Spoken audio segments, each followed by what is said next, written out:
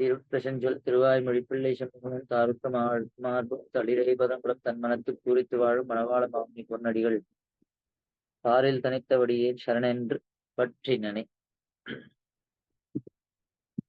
Start the session.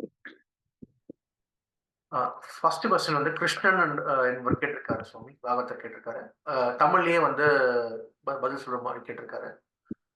அடியன் ராமானுதாசன் சுவாமி, ராம ஜென்ம பூமி திரு அயோத்தியா, கிருஷ்ண ஜென்ம பூமி மதுரா. அதே மாதிரி நரசிம்ம பெருமாள் ஜென்மபூமி அகோபுலம் திருத்தலாமா சுவாமி? நரசிம்ம பெருமாள் அவதரித்தது அகோபுலமா சுவாமி? ஆமா, சிங்கவேல் குன்றம் அகோபிலத்துல தான் நரசிம்மர் அவதரித்தார்னதா அது திவ்ய தேசமா கொண்டாடுற.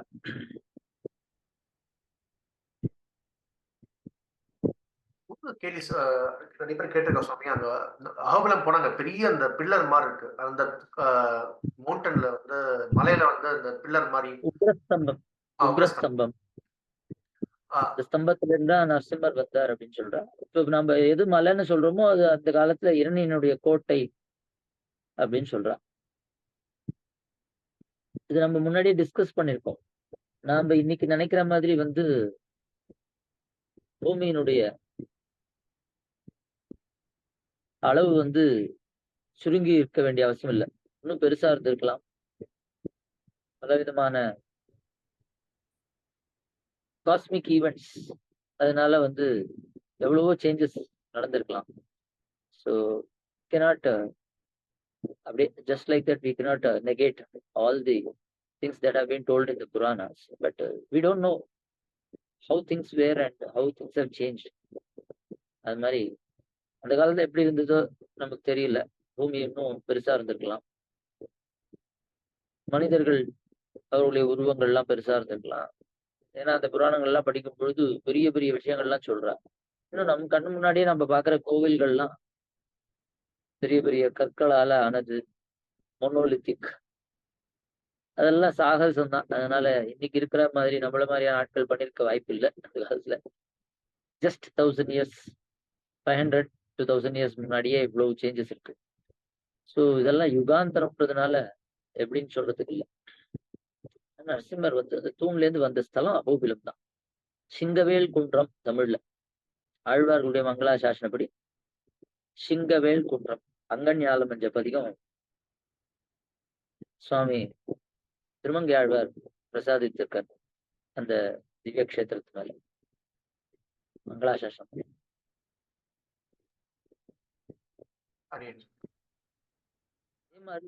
அதே மாதிரி வராக அவதாரத்துல வராகர் அவதரிச்ச இடம்னு இல்லை, ஆனா வராக அவதாரத்துல வராகருக்கு ஏகஸ்ருங்கர்னு பேரு. ஒத்த கொம்பு, 2 கொம்பு மாதிரி காட்டுறா. அது பல்லு எயிறு, வல்லையிற்று கேழலுமாய் வாழையிற்று சீயவுமாய் அப்படின்னு ஆழ்வாருடைய மங்களாசாசனம். அதனால எயிறு அது இந்த ரெண்டும். இந்த ஒத்த கொம்பு, அந்த கொம்புனால பூமிய முட்டி கடலுக்குள்ளேருந்து தோண்டி எடுத்து மறுபடியும் மலைகள் நிலம்னு வராகநாயனார் செய்தருளினார்னு இருக்கு. அதுல முதல் தடவை பூமாதேவியை முட்டின இடம் தான் முட்டம், ஸ்ரீமுஷ்டம்னு சொல்றாரு. First touch of Swami Varaha with horn, அதான் ஸ்ரீமுஷ்டம்னு சொல்றோம். இது ரொம்ப பிராச்சீனமான ஸ்தலம். திவ்ய தேசம்னு ஆழ்வார்களுடைய மங்களாசாசனம் இல்லைனாலும் ரொம்ப பிராச்சீனமான ஒரு க்ஷேத்திரம். ஸ்ரீமுஷ்ணம், சிம்ஹாச்சலம், இதெல்லாம் பூர்வாச்சாரியர்கள் மங்களாசாசனம் பண்ணியிருக்கோம். பெருமானார், மணவாளம், ஸ்ரீகூர்மம். ஆனா இதெல்லாம் ஆழ்வார்களுடைய ஸ்ரீ சூக்திகள்ல இல்லைன்றதுனால திவ்ய தேசங்கள் இல்லைன்னு சொல்ல முடியாது. பூர்வாச்சாரியர்கள் மங்களாசாசனம் பண்ணியிருக்கா. அதெல்லாம் ரொம்ப பிராச்சீனமான க்ஷேத்திரங்கள். சிம்ஹாச்சலத்துல இருக்கக்கூடிய வராக நரசிம்மர் வராக அவதாரத்துக்கும் நரசிம்ம அவதாரத்துக்கும் முன்னாடி ஒரு நான் வராகனாவும் நரசிம்மராவும் வரப்போறேன்றத ஒரு சூச்சனை பண்ணி கொடுக்கறதுக்காக அப்படி ஒரு புது அவதாரங்களை முன்னாடியே வெளியிடக்கூடாது, அது ரகசியம்ன்றதுனால ஒரு சூச்சனை ஹிண்ட் மாதிரி வராகராவும் நரசிம்மராவும், அதாவது வராகர் முகம் வராகர் மாதிரி இருக்கும், நகங்கள், அப்புறம் வால், ஸ்டஃப்டு டெய்ல், லயன், அதெல்லாம் வந்து நரசிம்மருடைய அந்த இது அதெல்லாம் இருக்கும். அதனால அது ரொம்ப இன்னும் பிராச்சீனம். சிம்மாத்ரின்னு பேர் இருக்கு. சிம்மாச்சலம் அப்படின்னு சொல்றா. வராக நரசிம்ம க்ஷேத்திரம் விசாகப்பட்டினத்து பக்கத்துல இருக்கு. இன்னும் பிராச்சீனம்.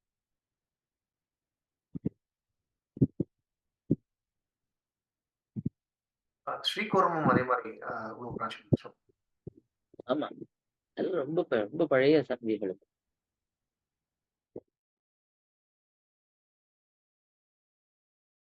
இதை பார்க் பண்ணிக்கலாம். ஏன் அப்படின்னு சொன்னா, முதல்ல ஒண்ணு நம்ம முன்னாடியே சொன்னோமே,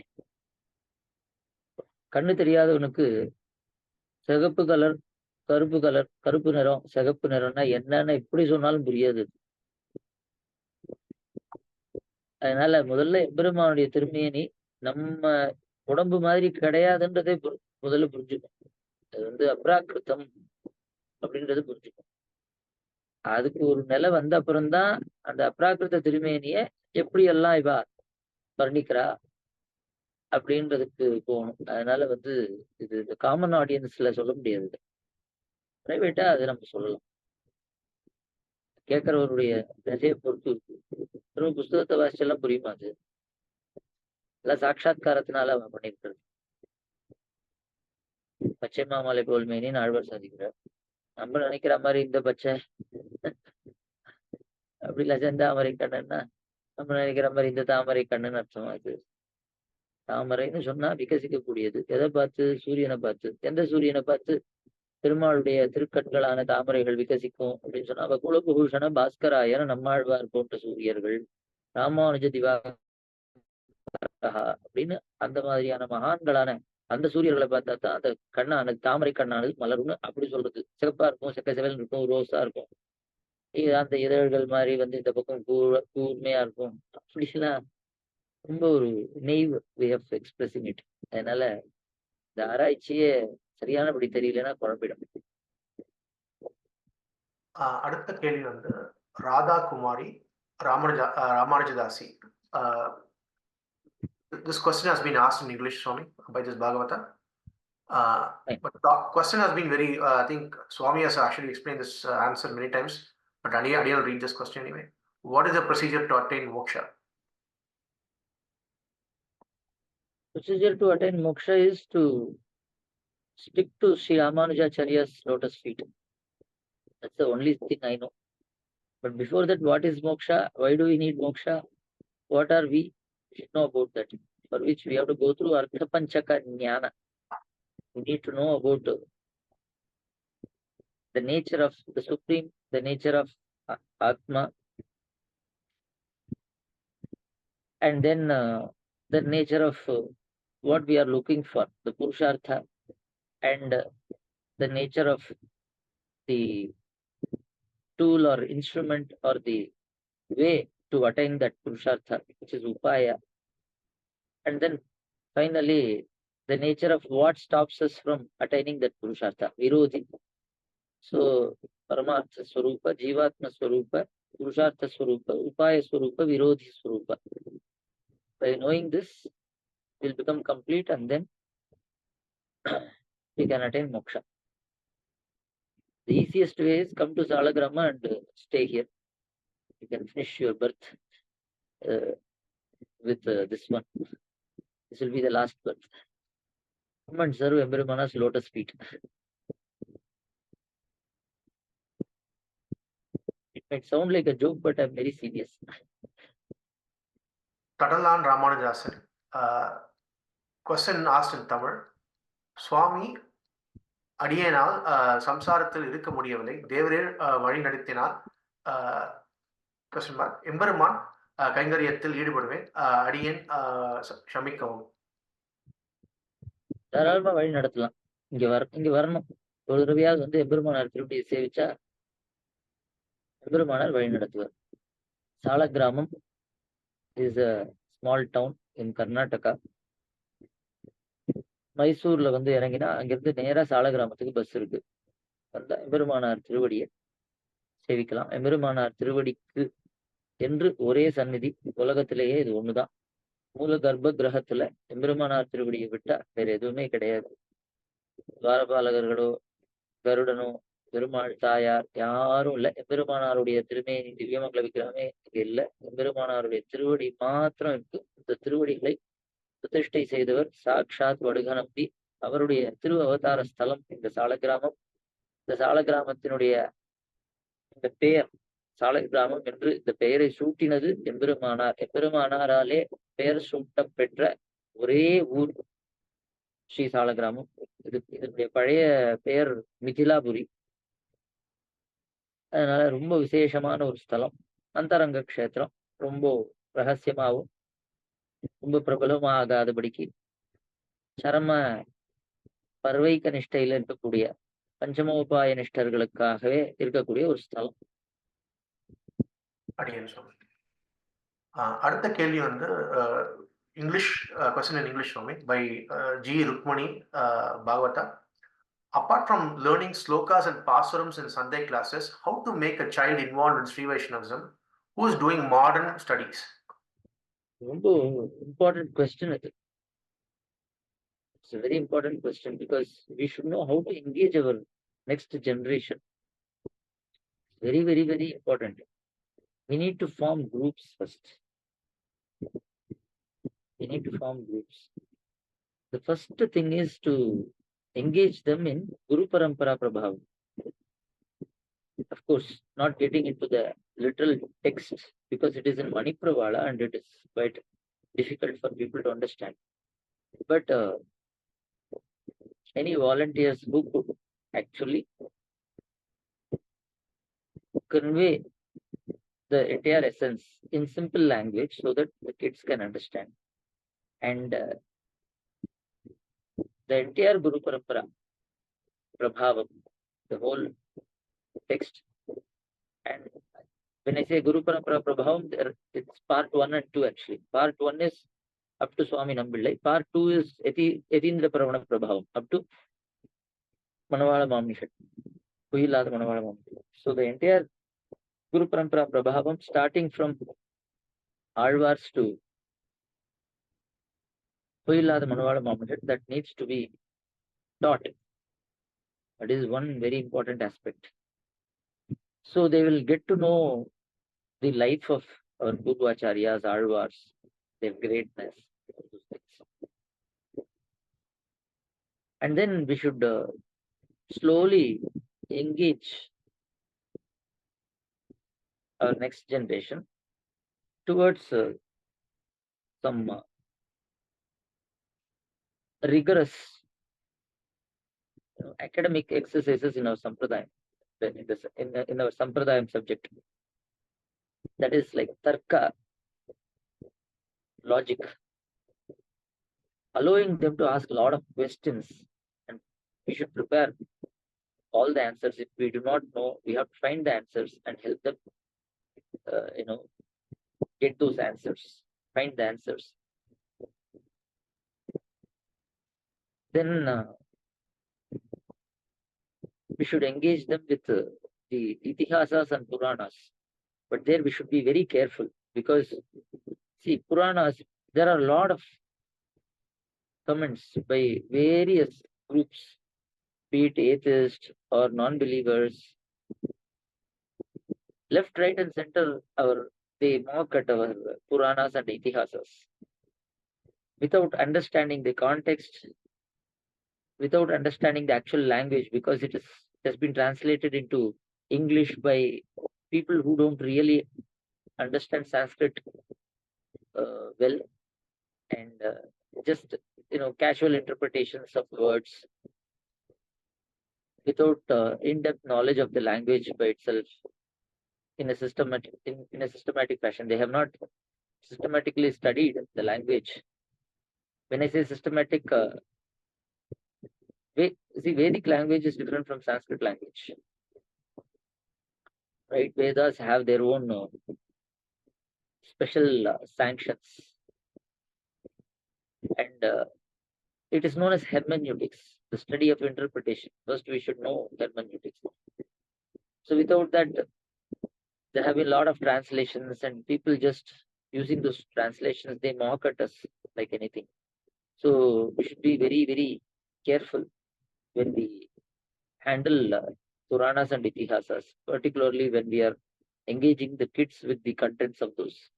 So we should know what to pick up and what to communicate.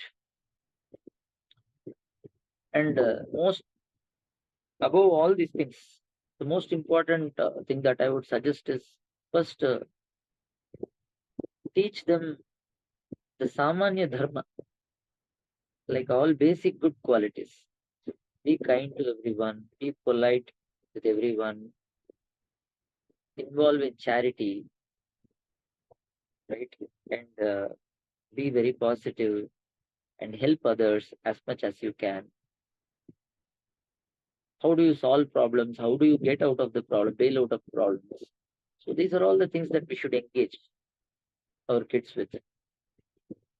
Merely memorizing this, that should be there. That's on one side. But without these exercises, simply getting into, just a recitation of this for entire life, after by hearting or memorizing all this,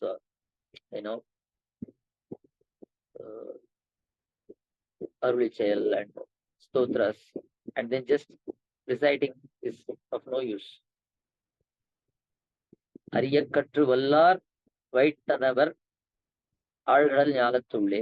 So it is not merely reciting Thiruvaimozhi. Ariyakatru vallar. So you have to learn, you should know, and you should practice. Anushtana.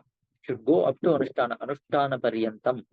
Without that, it is just yet another academic study, or the ability to memorize and bring it out whenever we want. But that will be of no use for the benefit of our soul. Those days in Patashala, what they do is they do two things. One is memorizing the text. The other one is getting engaged in Vyakarana, Tarka, Mimamsa, all these things. So these things involve a lot of applying logic, a lot of exercises that deal with applying the logic to the best. Because we need to understand one thing. If you have a faith or belief, right, it is mainly based on some rational. There are always blind faith. Let's keep it aside. But there is always some kind of rational behind everything. Rational could be like, I know that somebody is always telling the truth, so I believe him. So the belief is based on the fact that the person always tells the truth based on my experience. So even though we can say this belief is blind or whatever it is, it cannot be, it's not blind. There is some rational. But rational might not be very strong, whatever it is, but there will always be something like that. Now, when we are talking about, we end up, most of our kids, they end up, getting associated with all type of personalities in their school life and college life, as well as in their work life. There, many people might ask, or they would challenge your faith. What is your God? Where is he? Why is he not coming when somebody is really struggling? Why should he allow struggles? Why should he allow pains? Right? This God is all nonsense. He's not coming there to help us. So why do you call him as kind? All these things, they come up. And then somebody seriously asking, like, forget about these accusations. Somebody seriously asking, tell me, what is your basis for God? You can't say it is in Vedas. Because only those who believe in Vedas, you can tell them that it is in Vedas. If somebody who is not accepting Vedas as pramana is challenging you, you can't say it is in Vedas, so I believe it. You can bail out saying that, see, I believe in Vedas, you don't believe in Vedas, so let's not talk. You can always go. But if you want to respond to them, then you have to respond to them only in their language. And the only language that is common across, a common denominator across all such conversations is logic. Logic is very, very important, right? See, I'll tell you, somebody threw a question in some YouTube video, some atheist. He was saying that he was targeting a particular religion, Western religion, one of the Abrahamic religions.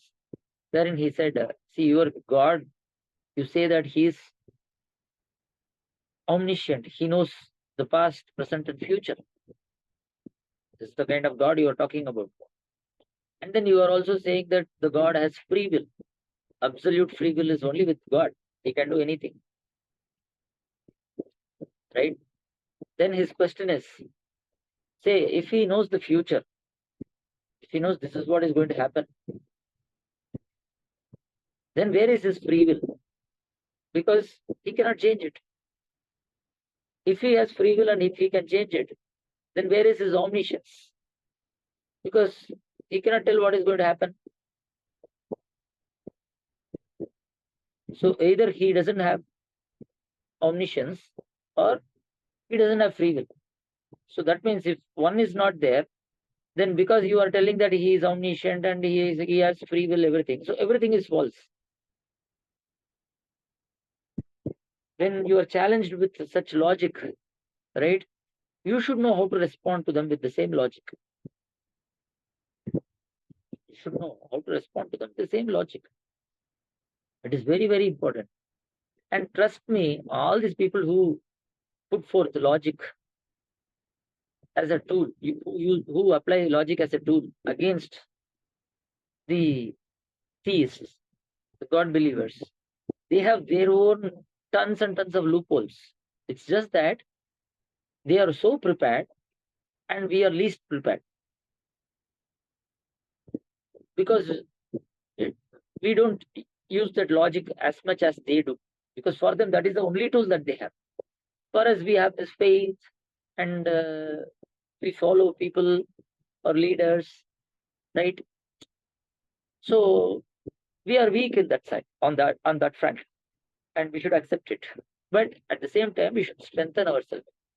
For example, in this given challenge, where that guy said, if God knows the future, and if he has free will, he can change it. If he can change it, then whatever he told about the future becomes false. So that means he didn't know the future. If he couldn't change it, then he doesn't have free will. A very simple response to that is, what is the meaning of future? If God says this is going to happen, it is he who has decided that it is going to happen. When he has decided that it is going to happen out of his free will, why should he use his free will to change it? There's no reason to change it. So somebody asked me when I was in college, he said, can God make a stone that he himself cannot? Can God do everything? I said, he can do everything.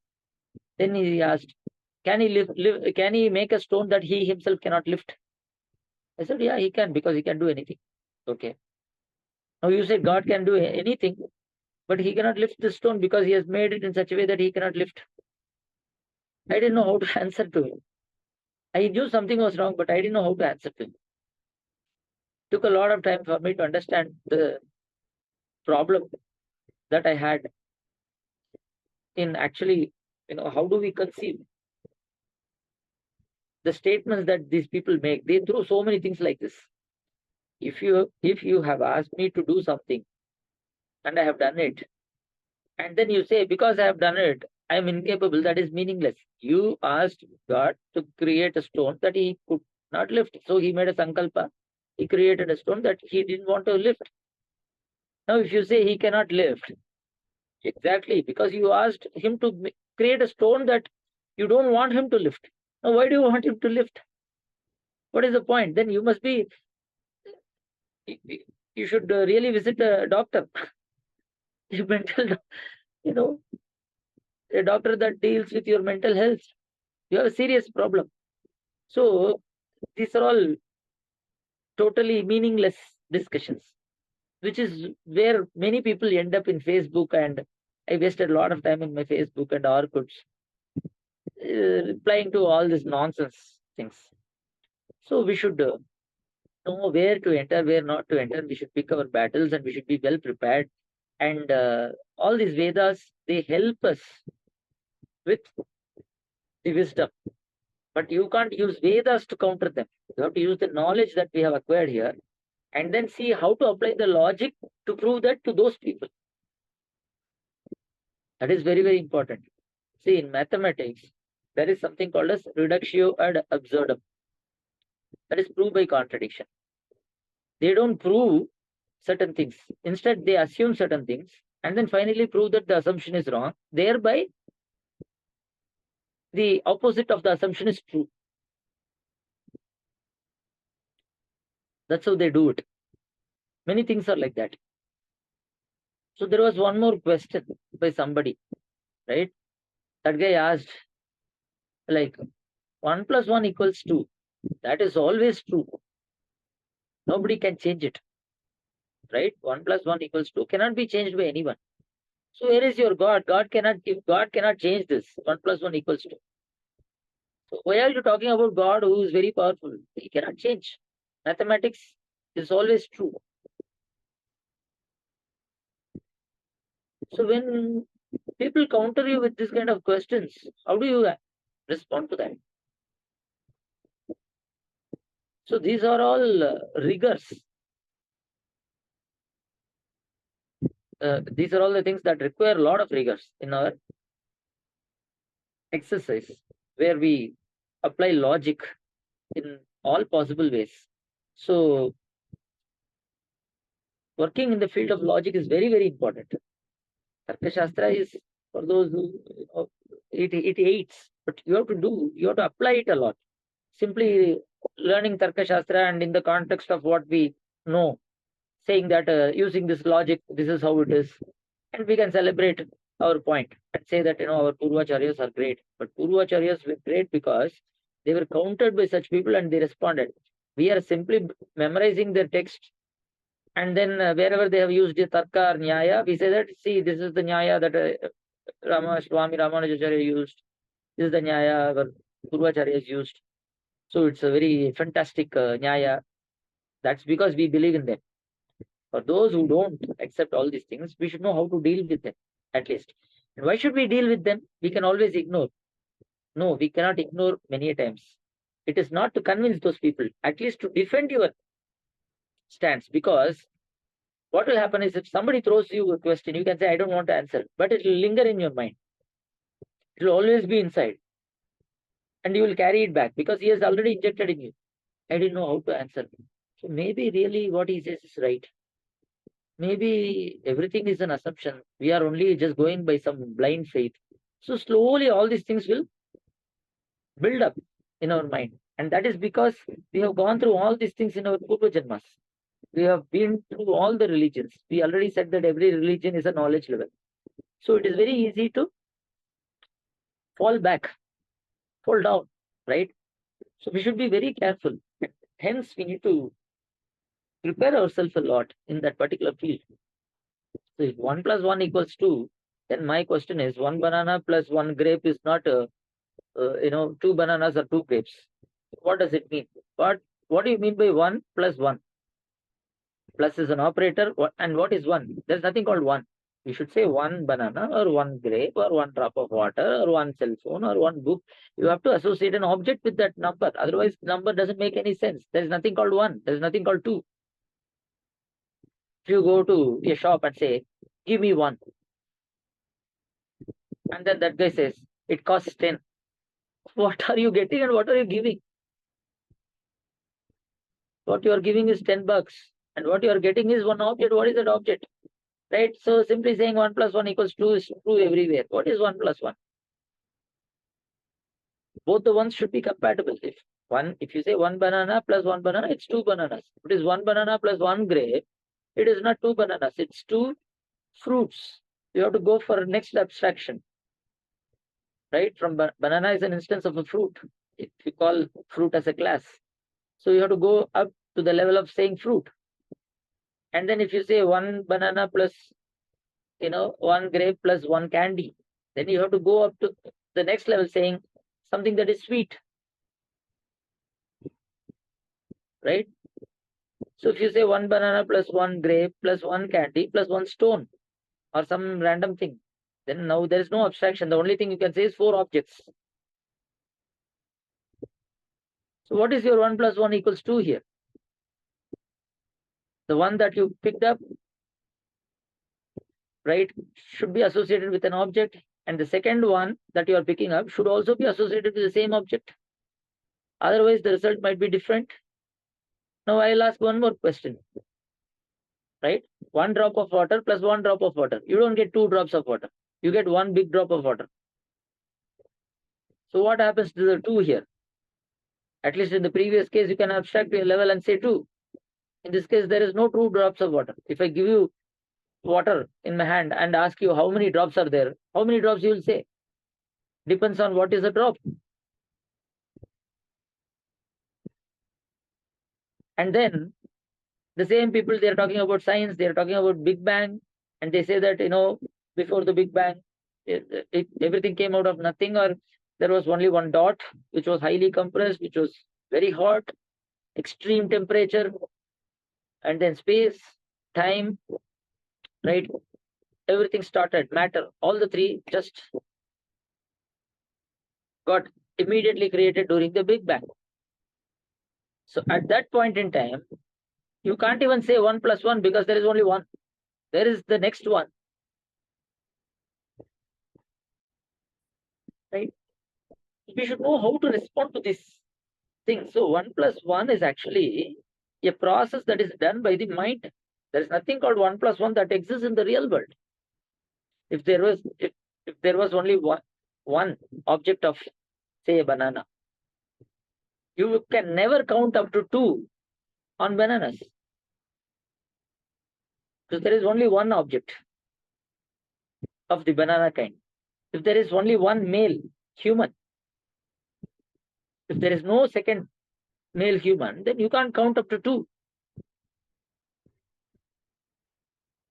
Doesn't make sense. There is only one earth. Where is the second earth? So how are you going to say one earth plus another earth? What are you counting here? So what is counting? It's a mental process. It is inside the mind. And whatever is inside the mind, your body is using that to comprehend or to understand. But that doesn't exist in reality. Doesn't exist in reality. Right?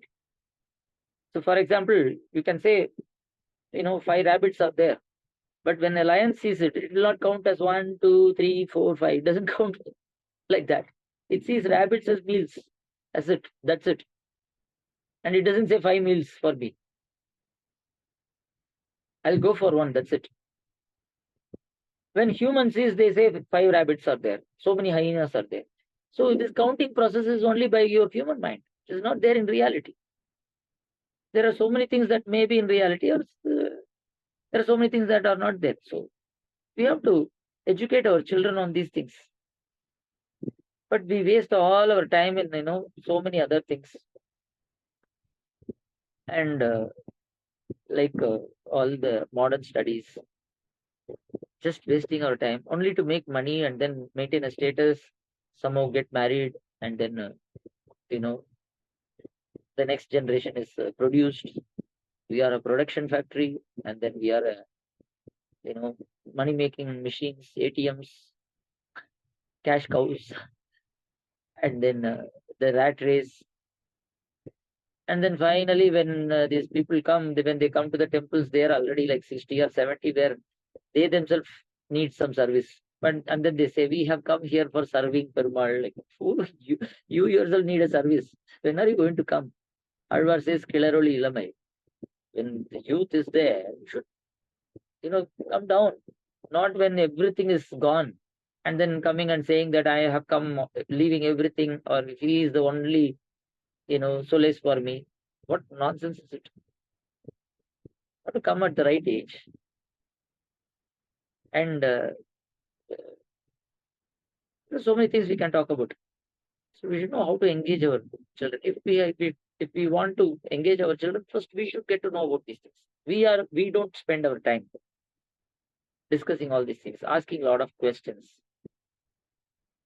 just simply memorizing everything and then sharing with others in the name of upanyasa, pravachana, kalakshepam.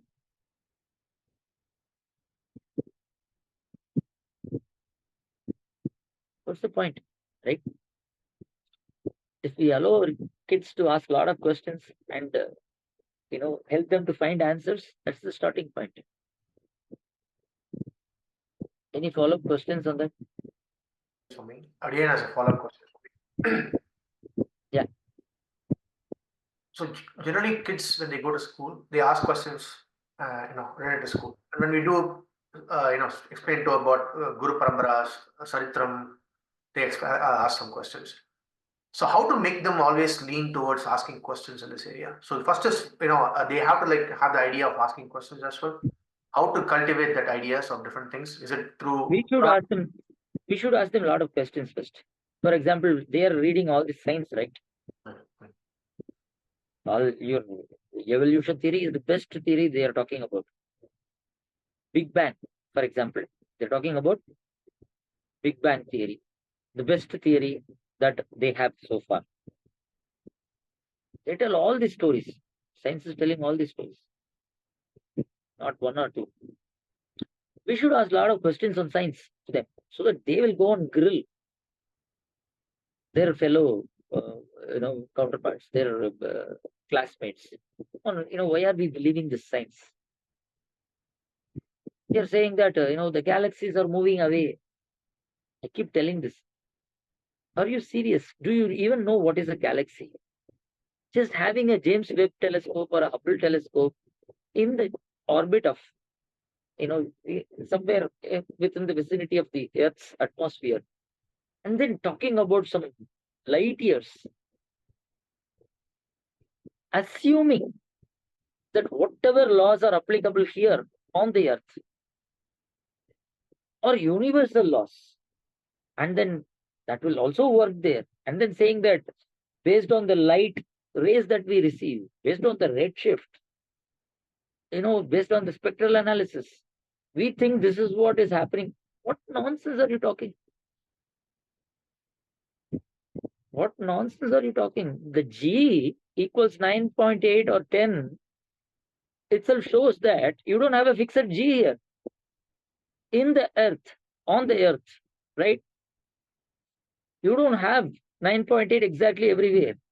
It keeps varying. Yeah, we will also always have some variation. You don't even know what is that, whether it is an illusion or if it's a different type of material.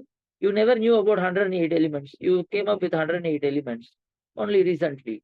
And you still don't know how many more that will come. Right? Sitting here and saying that it's only hydrogen fusion and fission that is happening in the sun that is creating all this energy. It's all your assumption based on what you know here on Earth. And how, what is the guarantee? The moment you say that this is what is happening somewhere else, which are light years away, it shows that you are having faith on these laws. Now tell me, if you are a true scientist, you should only observe. You should say, I saw this.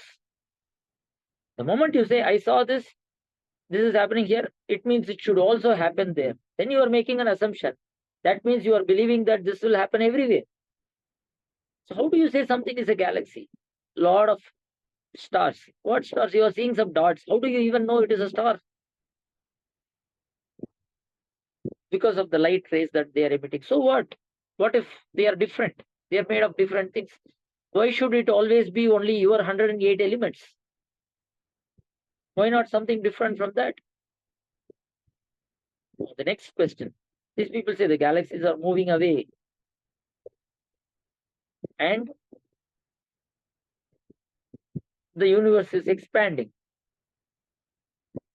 When you don't even have the border for the universe, how do you don't know the finiteness?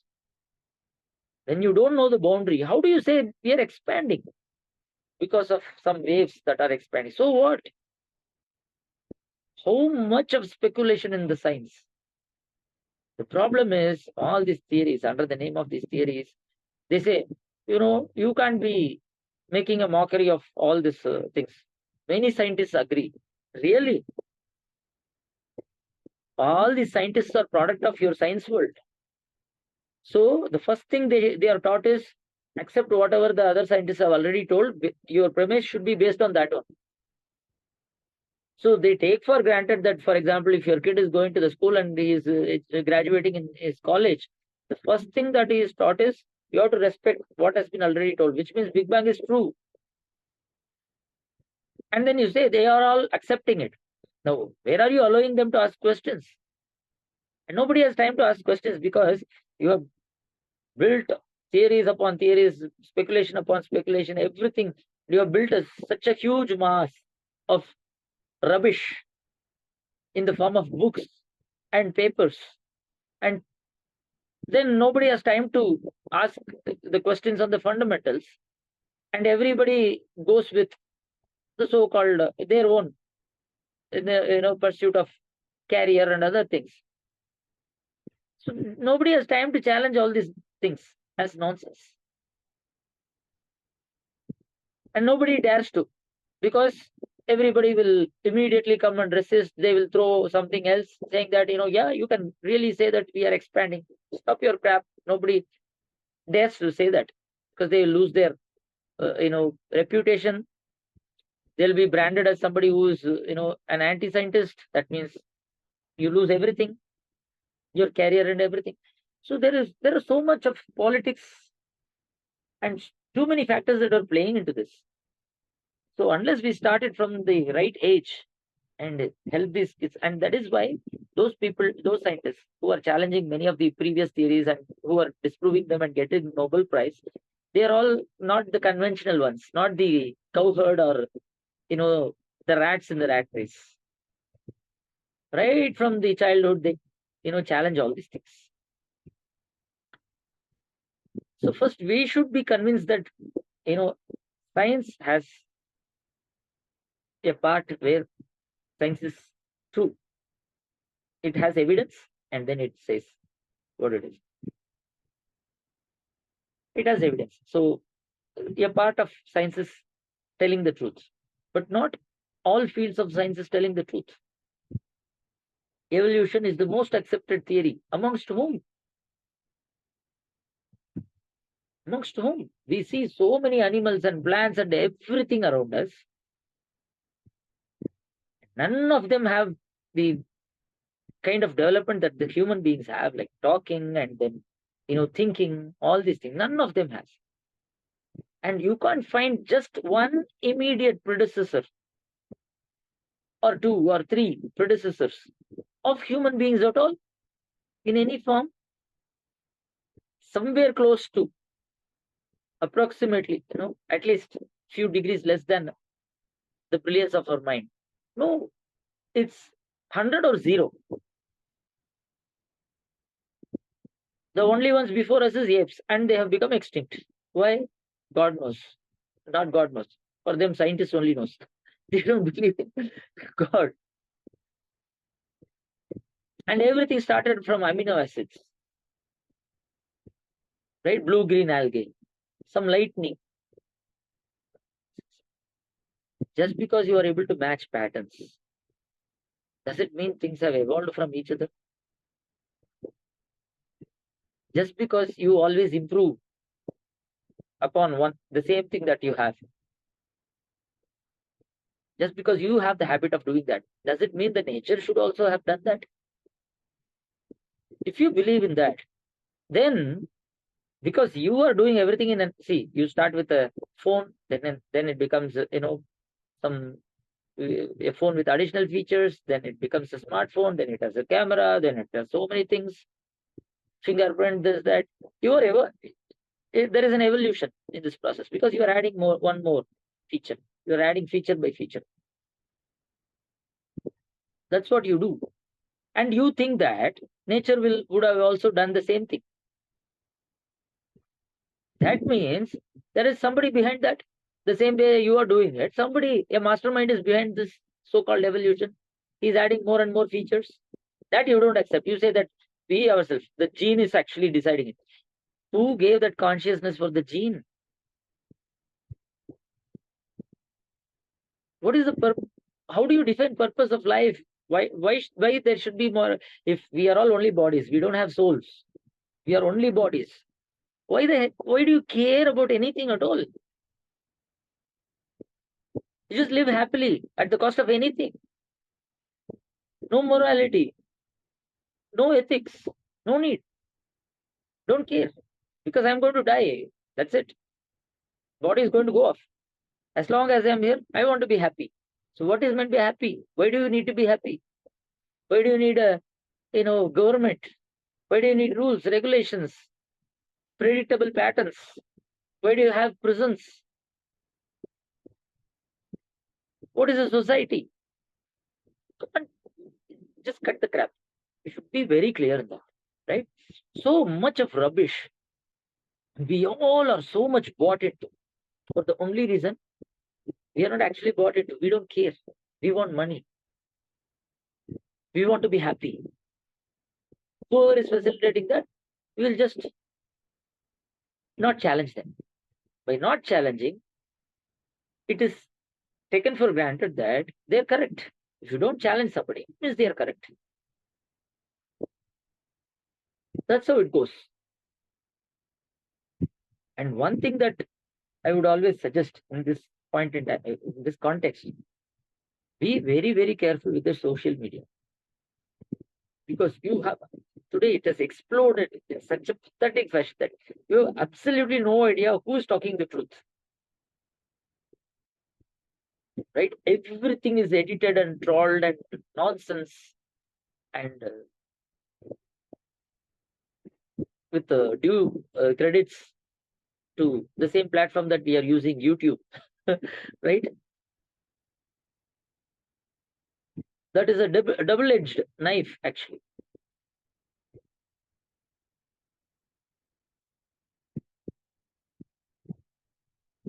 Even in those days, they say, Ekam yadi bhavet shastram, jnanam nissamshayam bhavet.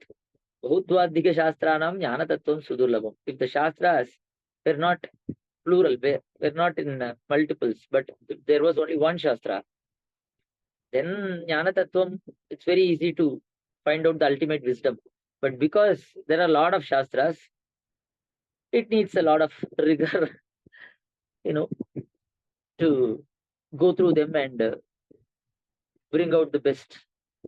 In those days, when there were no notes and pens, and no calculators, no computers, everything was in the mind. You have to memorize, and by just hearing, and you have to memorize, and then you have to articulate, you have to assimilate, articulate, present it, shape it up, everything in mind. At that time itself, it was so difficult. And today, everybody whatever somebody writes is a book, and then it becomes pramana. Like, it is there in this book. There is no meaning for a book today, because anybody can write a book, and once it gets published, then somebody can say it is in that book. You can refer to that book. What is the authenticity of the books? In those days, the books will not be published just like that. Like credibility. Today, even those who are giving the, whatever, the comments on the books, right?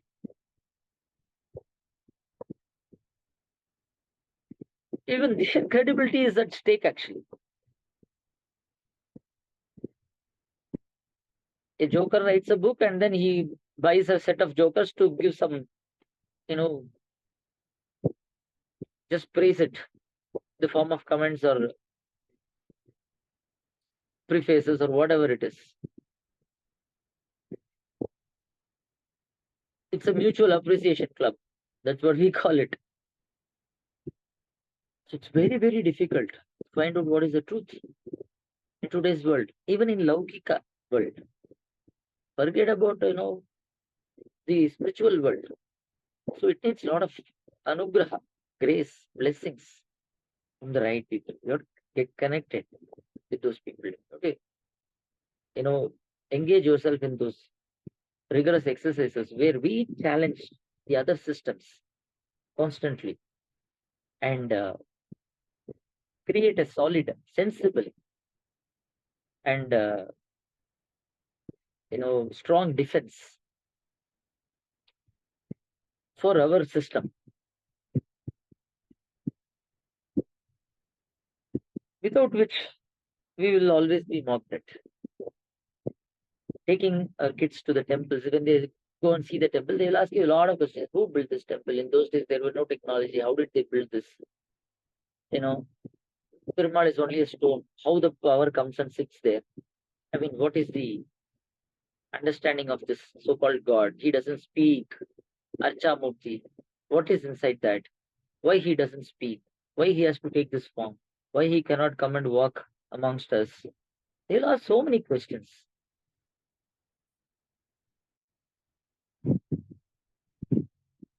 Then it will open up our mind first. Then we will go and seek answers for these questions.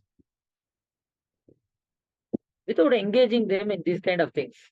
And simply saying, you memorize Tirupal and Tirupal H, Tirupavai. That should always be there, but that's not the only thing. That's not the only thing. Get to know the details of it. If you want to know the details of it, then this exercises are a must. See, I will tell you one simple thing. It's something that will, provoke us a lot. In the sense, provoke the thought process towards understanding the Supreme. It's not for kids, though. It's mainly for the big brains, so-called. See, forget about others having the free will. We don't have free will. It's a pseudo free will. Swatantraya is not our swarupa. And with so many people as swatantras, it doesn't make a great place. Samsara is not a great place because everybody thinks he is a swatantra. There's no point in wasting our time here, if at all we realize that. But then let's talk about the Supreme, Sriman Narayana, right? Now the question is, does he have absolute free will? Does he have absolute free will? Free will is, he can do anything. If he can do anything, right, who is stopping him from doing anything at all? Why there is such an order in the world, in creation? He can create the world and then immediately destroy it. He can change anything and everything. Just like that, he can make things appear, disappear, change one body type to another body type, one person's mind to think about something. He can just fool around, play around like a baby who doesn't have anything but only power. So he is not a person with just free will and power. He is a very organized personality. Supreme is very organized personality with so many Kalyana Gunas. The moment we say he is such an organized personality, then his free will is actually controlled by those gunas. So though he is not subservient to anybody else other than himself, he is subservient to his own gunas. To remove all the gunas, then he will be doing things in an arbitrary fashion, random, meaningless. If you want to, the moment you see a meaning, then the free will is very much controlled and guided by these beautiful gunas. How do we understand this? He's a very wonderful personality. You can't, it's very difficult to even imagine a person who has a free will as well as dominated by all these gunas that are working in such a, beautiful fashion that he does this creation and he does this Jagat Vyapara and the Ashrita Vyapara. He has so much of patience on one side. He seems to be giving a lot of, siksha in the form of that is punishment that gives us, that makes us unhappy, going through pain. Many people say, like, why there is pain in the world? First, you have to understand what is a pain. What do you mean by pain? A woman who is delivering a baby, she goes through the pain, but she enjoys that. She knows that she's going to have that pain. She's enjoying that because the outcome is beautiful. A lovely baby, right? So what is pain? What is the definition of pain? You need to understand that. Simply saying people are, having pain, they are struggling. What is, if somebody is going through pain means, what is actually happening behind that? Is that soul actually learning something? Yes or no? How long? What is this learning process? There is so much into it. Simply making statements that, God is just, the world is full of pains and God is just allowing it. He knows when to allow, when not to allow. Why he does avatar then? If he's allowing only pain, then why the dharma samsthapanarthaya? Why he has to come and restore the order? He comes periodically and restores the order. Why should he do that? Let everybody suffer. If he is very happy about that, if he was very happy about our sufferings, then why did he actually create this world? He could have created only hell. So it is a very selective way of doing things. And atheists, they do that a lot. They say people are suffering. Then we should say people are actually happy. Do you see them? Do you see happy people? So tell me why they are happy. Find out how they are happy. And you can also be happy. Why don't you work towards that? Why are you seeing this side? This side is not to be. How not to be? This side is how to be. Why are you not focusing on that? Right? It's a all we say in our local language, right? Jalam. It's such an illusion that it can easily trap us because we are not prepared for these kind of things. People ask all these things. You are always having faith. Why should I believe? Somebody said, why should I believe a dead language, which is Sanskrit, and somebody had written it? Why should I believe them? What nonsense is this? The same thing can be told about all the scientific papers, PhDs, because the common man does not understand that. It's a stupid language because you don't understand. How do you explain Schrodinger's equation to a common man? Does that mean common man is not entitled to have faith on science? He should not believe. Only those who have graduated, they should believe science.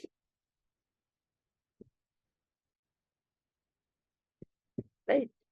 And then saying that all those were written by some people. Really? When did writing start? When did writing start? And what notes and papers and other things they used to write? They were using palm leaves. How much you can write in a palm leaf? You just make a mistake, it gets torn. It's gone. Throw it. If even one akshara is wrong, you can't strike it and then rewrite it. They will throw that and they will write it again. Because not even one akshara should be wrong there.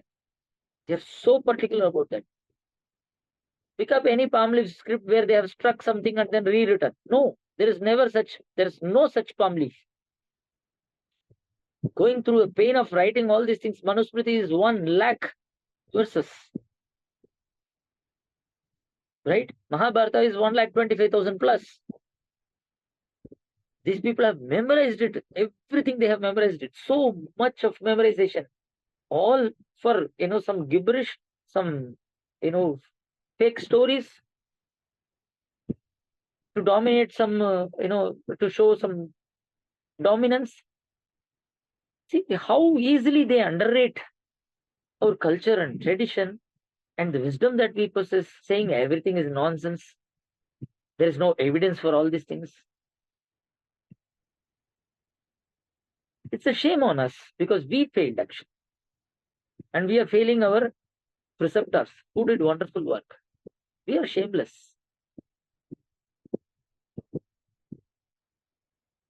We are just the end consumers. We want to be happy. And if Sampradayam is not giving it, the modern Western science is giving or atheism is giving, I will go for it. That's it. As pathetic as we could be. We have to really come out of all this. We have to challenge. We should form groups. We should question. We should be open-minded. Yeah, your question is good. I'm stunned. I don't know the answer. Let me try to come up with some answer. Or let us find together. Those kind of healthy discussions. No, you are wrong. You are always wrong. I am always right. Jalpa, Vitanda, possessive about our thoughts, our stance, our beliefs. Not having healthy discussions, having dvesha, thinking we are superior to others, we know more than others. We are a rotten lot at the end of the day. We are still rotting more and more. Right? Come out of this.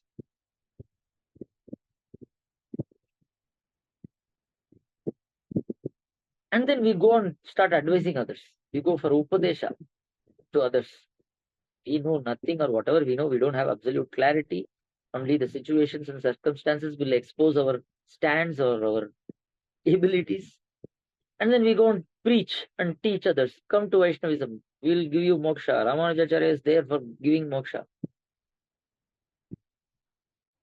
Let's fix ourselves first. Our kids, our family. Let's empower them. Help them understand in a very systematic fashion. We need new schools, seriously. We need Vaishnava schools for Vaishnava kids, where we can do all these things. But who's ready? Everybody says somebody should start. The somebody, everybody, nobody, right? Anybody story. Everybody says somebody will do it, but nobody did it. Anybody could have done it.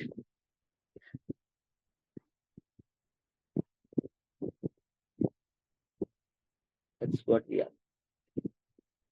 Completely lost in the skies. Let us see.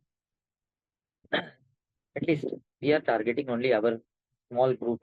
Though this comes out in YouTube, it's not meant for the global audience, because they have their own views and they have their own,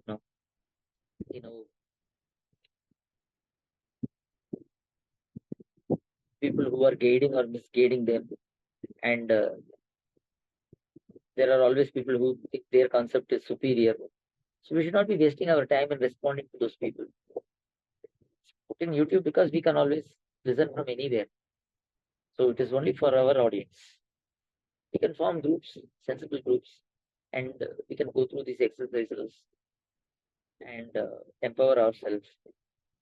Those are the things that we should do. That means we have to do this more frequently, at least twice a month, or we should spend time. We should really spend time. At least 1 hour per week is not a big deal, but we are not ready to spend that.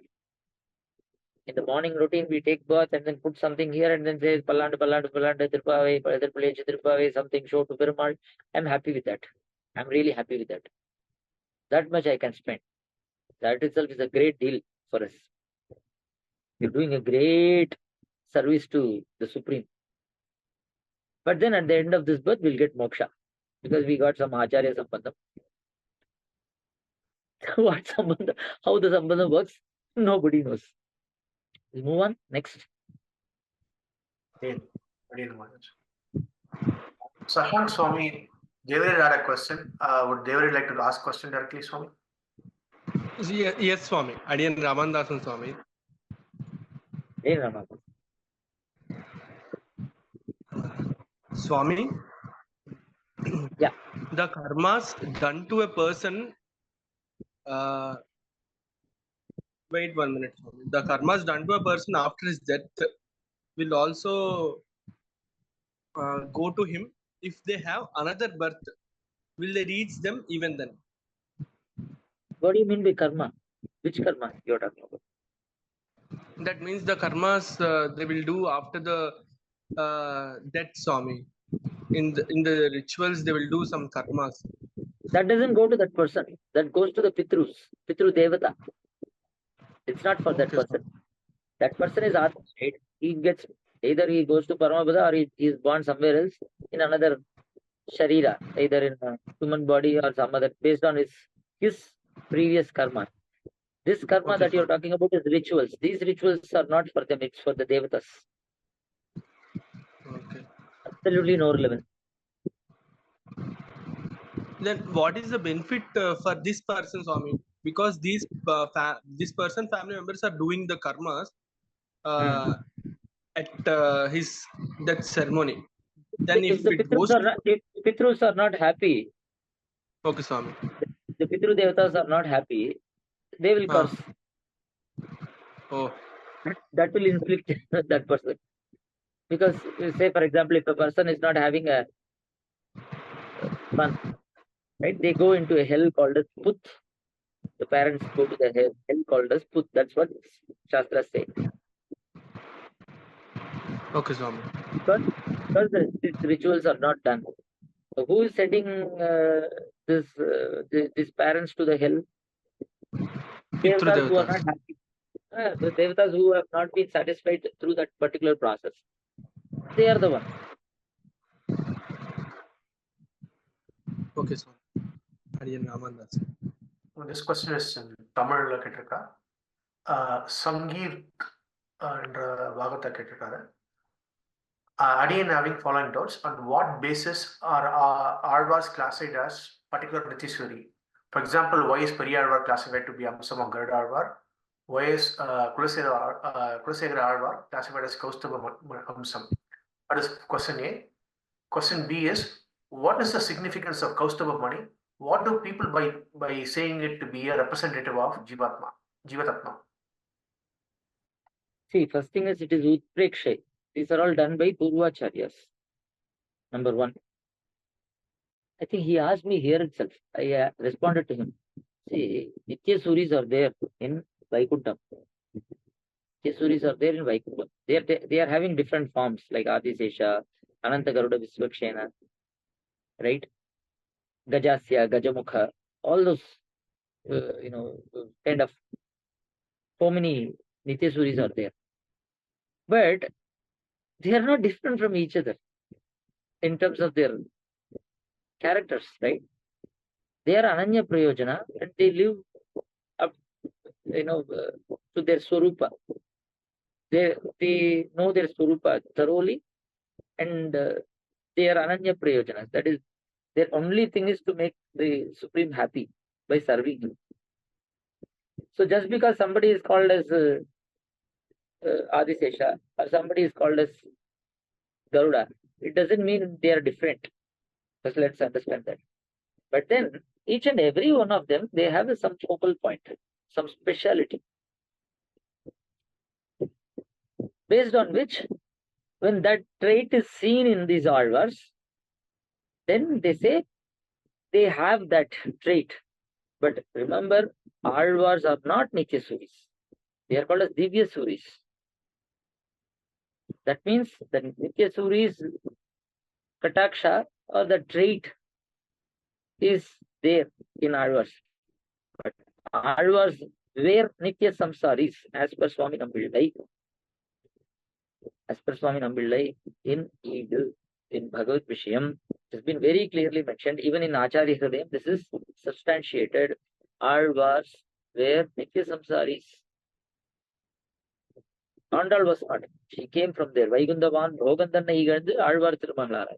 But Azhwars were nitya samsaris who were bestowed with the unconditional grace of the Supreme. Right? So, when they see Periazhwar, they equate him to, they say he is Garudamsha. Right? Garuda is mainly known for Mangala Shashana. In Pancharatra Samhita, if you see, in all temples, Garuda should be exactly, opposite to the Supreme Lord's Sanctum Sanctorum with folded hands and doing Mangala Shashana, taking care of him. The same thing was done by Periazhwar. Periazhwar was full of only Mangala Shashana. All his pasurams were filled only with Mangala Shashana stutis. Unlike other azhwars where they rarely do Mangala Shashana. Periazhwar was focused only on Mangala Shashana. ஆழ்வார்கள் எல்லாரையும் போலல்லர் பெரிய ஆழ்வார். அவர்களுக்கு அது காதா சித்தம் மங்களாசாசனம், மற்ற ஆழ்வார்களுக்கு காதா சித்தம், இவருக்கு இது நித்தியம். So when it comes to மங்களாசாசனம், மங்களாசாசனத்தில் மற்றுள்ள ஆழ்வார்கள் தங்கள் ஆர்வத்தளவுதானி பொங்கும் பரிவாலே வில்லிபுத்தூர் பட்டர்பிரான் பெற்றான் பெரிய ஆழ்வார் என்னும் பெயர். The same way திருவடி got, that is பெருமாள்'s திருவடி, பெரிய பெருமாள்'s திருவடி got பெரிய name as பெரிய திருவடி. Same way Periyazhwar also got his name for the Mangala Shashanam. So based on his Mangala Shashana habit, the trait is matched. So they say Garuda Amsha. Similarly, Adisesha Amsa. Similarly, Kaustuba Amsa. Now why Kaustuba Amsa for Kulasekara Perumal? We have to understand what is Kaustuba, what is its uniqueness and greatness, as mentioned in by our Purvacharyas, as found in Sri Pancharatra Bhagavad Shastra and all these things. Now the question is, just because somebody is, told us this particular, having this particular trait, it doesn't mean that they do not have the traits of others. Like Mangala Shashanam is there with all Alvars. Focal point is for Periyalvar, it is only Mangala Shashanam. He was only doing Mangala Shashanam all the time. So similarly, each and every Alvar has that special. If you say Kadga, if you say Gada, if you say Chakra, Sudarshanamsha. Only Purvacharyas know why they say that, because they had that Sakshatkara of those traits. For us, just take it that they know what Amsha is Alvar's way. Purvacharyas knew it.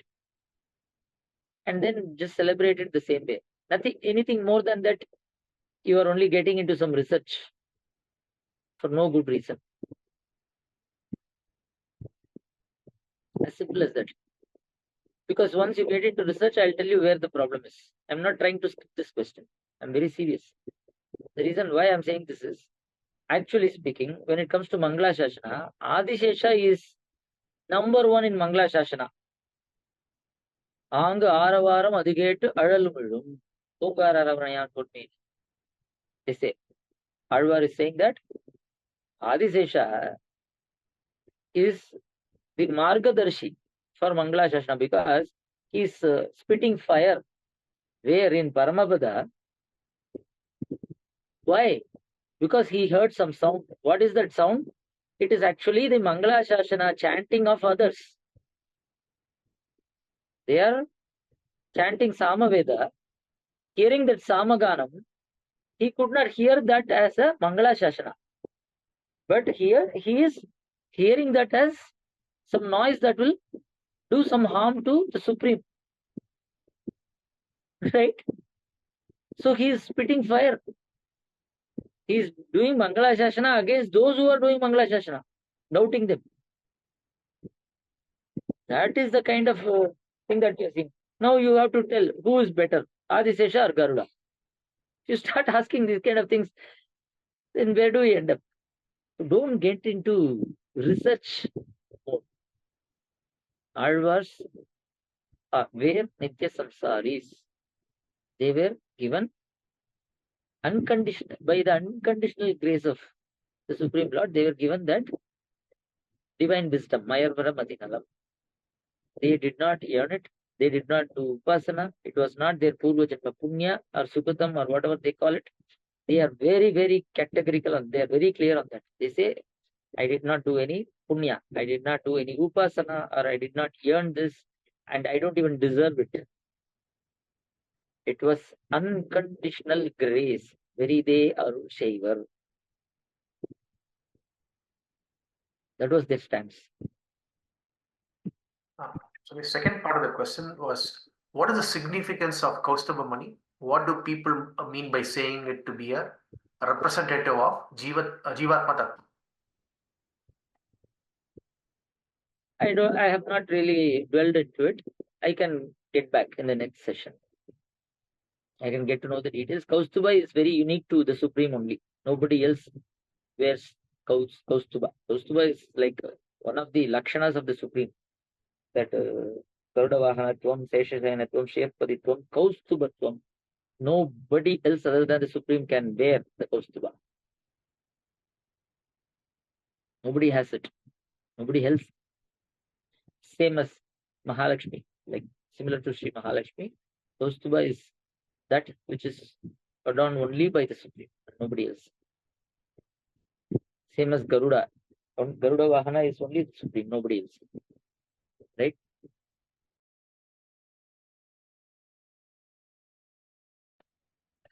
Nobody can answer this kind of things. When Swami Ramanujacharya himself was upset, so disappointed about that.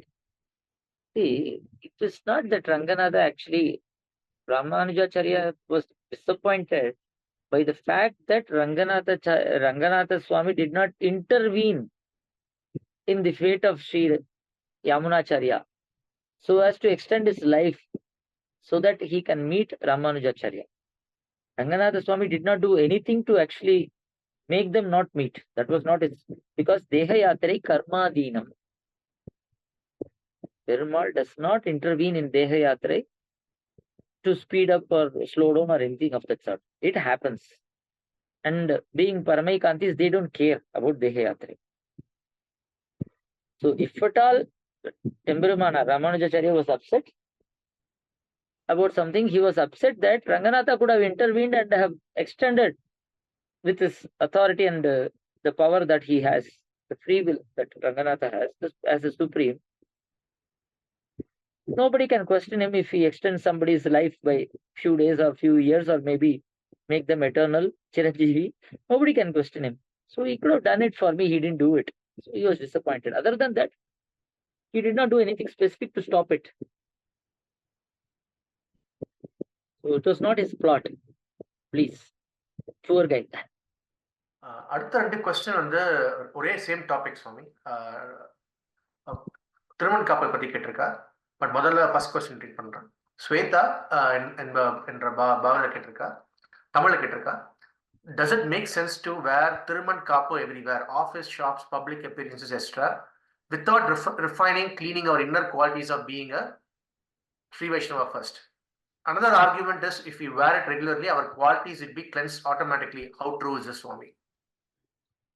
For the first question, whether is it okay to wear it in all public places without cleaning our inner qualities, right? Is that the question? Inner qualities as a Sri Vaishnava first. Right. So why we are talking about public places? Even in private, why should you wear it when you have not cleaned the inner qualities? So the question need not be that why in public? Why wear it at all when you are not clean inside? But then you have to see that it is dependent on the adhikari, different levels. I keep giving this example and I'll repeat it again. I have no problem with that. You go to school, you have a uniform, right? You should not say like, what is the point in wearing uniform when I am only doing LKG? I have not even studied anything. So why should I put uniform? The uniform is there. The uniform is there so that you don't get distracted by somebody's dress. If you are allowed to wear any kind of dress, you are not distracted by somebody's dress saying that, his father is a very rich person, so he is wearing very good dress, but my father is poor, so I am wearing some very, normal dress. These are all distractors. So in order to make the children focus on the study, whatever distracts them, that should be removed. Just because you wear uniform, it doesn't mean you will study well and you will score 100. That's not true. But if you don't wear uniform, definitely it will be a deterrent, right, for the studies. Similarly, this is for the initial stages, this Thiruman Kapu is actually uniform. So that you don't see the caste, you don't see whether it is a male or female, you don't see those kind of things.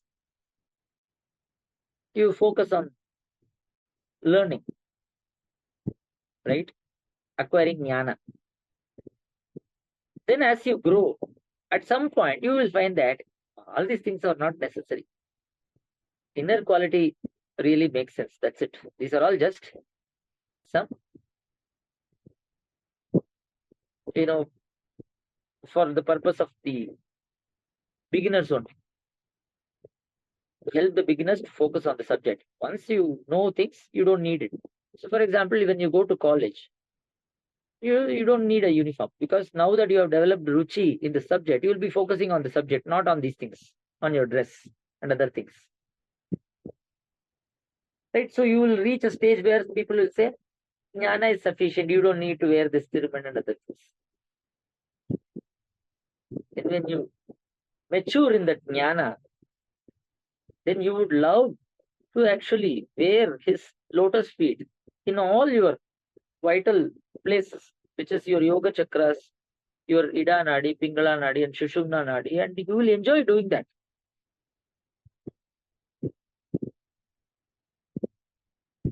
One. Number two, you will do that because if you don't do it, then what people will say is, see, learned people, they themselves are not wearing this. Why should we wear it? There is no reason to wear it. Because these are not important. Only inner qualities are important.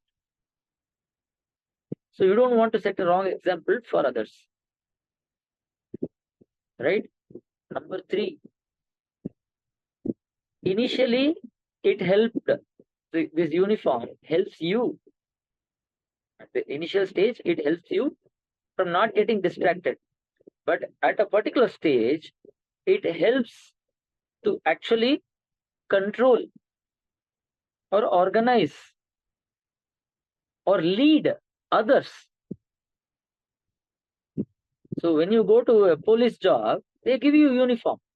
But that uniform is not like the uniform when you were in your kindergarten. The police uniform gives you the authority. Just merely the presence of that uniform is sufficient to ensure that people do not do mistakes. Hey, a cop is here, so let us behave properly. It brings discipline by mere presence. So when all these Urdhva Pundras are adorned by great people, their mere presence is sufficient to bring a discipline or an order, or to kick out all the evils. Yatra ashtakshara samsiddho mahabhago mahiyate. Because they are not wearing for the sake of decorating. They have earned it. They know why they are putting, they know their responsibility, and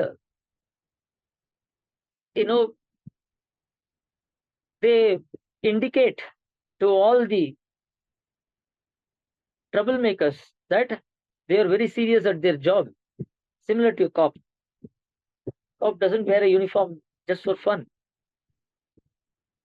If they wear it, you better, buckle up.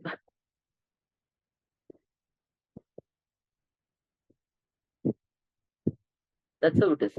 So it is needed in all stages. Urdhva Pundra is needed. But simply just the same police uniform, if you go and rent it out from a shop and wear it, 1 or 2 days you can act. Third day, the real cop will come and catch you. He will be behind the bars. So Puram Suvar Kolam Seidu Pulkava Kidakindide. You don't want to be a mockery by simply wearing this forever. You should also grow your inner qualities. So at the initial stage, it helps you not to get distracted. It helps you to get associated.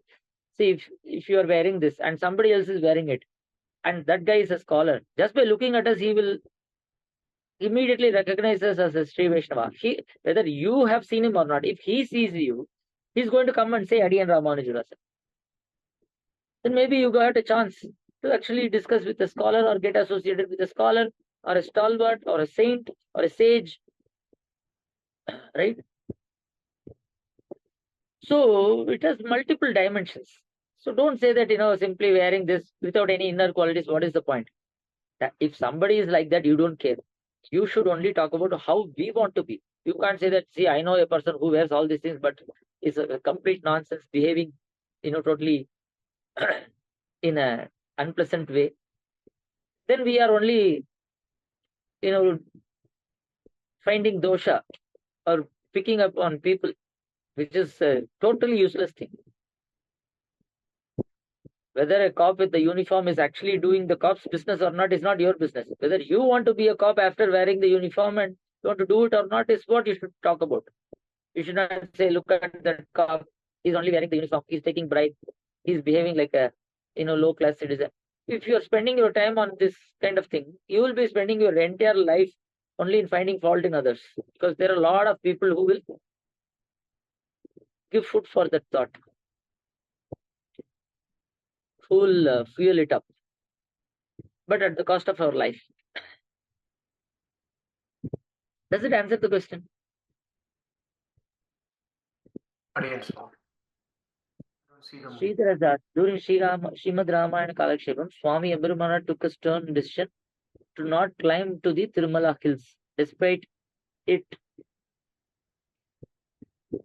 made Swami Tirumalai Nambigal to walk all the way from hill down and up for one whole year, while his elderly age. Just a thought, why Swami Abhiramana did not compromise himself to avoid his Thai Mama from taking physical effort?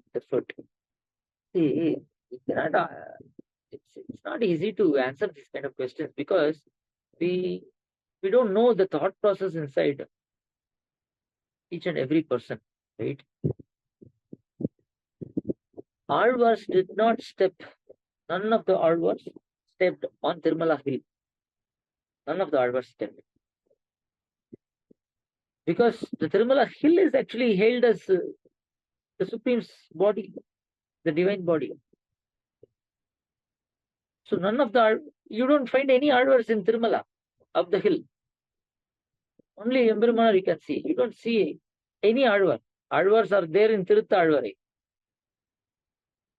down below the hill. None of them actually stepped.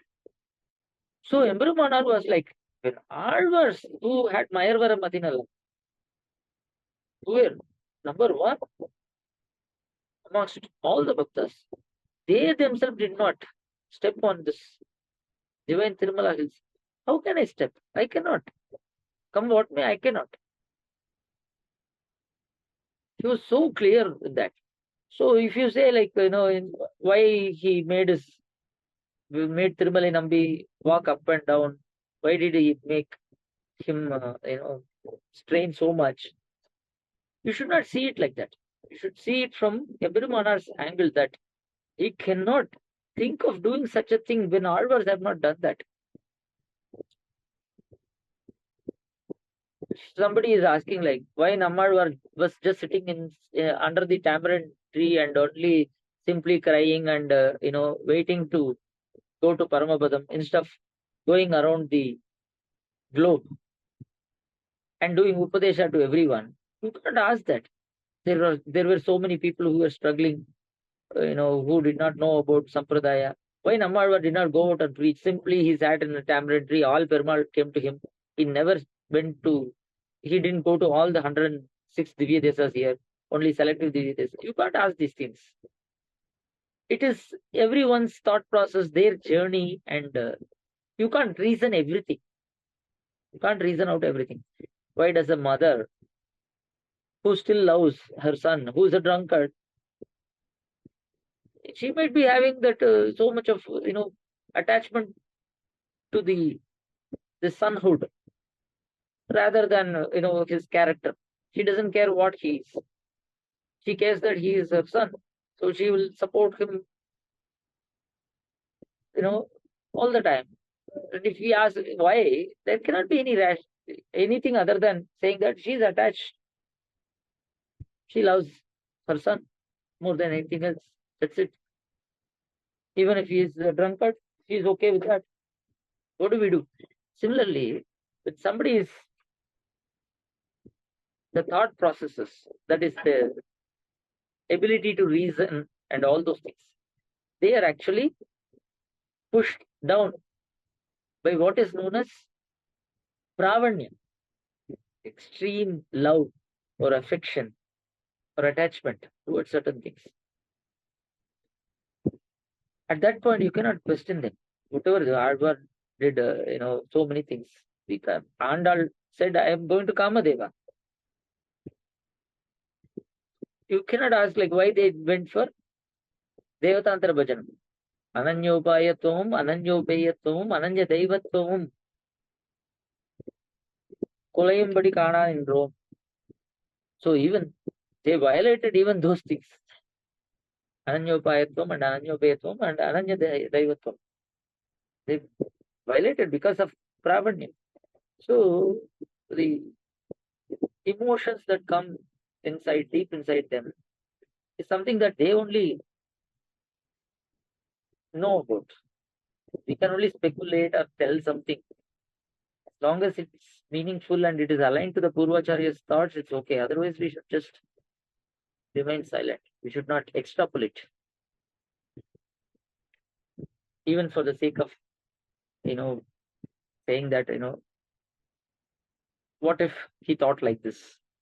This could be some possible reason, and simply, helping others to